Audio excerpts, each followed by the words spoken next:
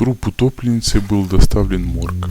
Он был обнаружен почти сразу после смерти девушки, а потому все еще хранил в себе остатки той привлекательности, которой так щедро наделила ее природа.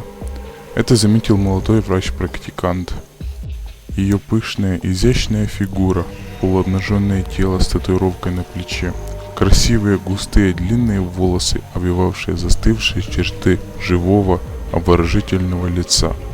Все это побуждало в нем самые грязные мысли, которые парень решил превратить в реальность при первой же подходящей на то возможности.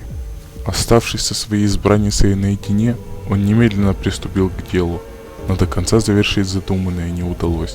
Внезапно мышцы покойницы свело судорогой, и тело девушки из горизонтального резко приняло сидячее положение.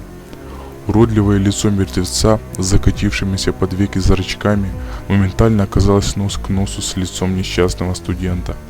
Парень открыл глаза от неожиданного, резкого, сильного толчка. От страха и неожиданности издал неистовый пронзительный стон. Лицо его замерло с выражением смертельного ужаса, исказившего его лицо уродливой гримасой. Труп студента в застывшей позе вскоре обнаружили на месте преступления. Медицинская экспертиза показала, что умер он от разрыва сердца. На плече мертвой девушки была татуировка, в переводе с латинского означала «Я заберу твою душу с собой».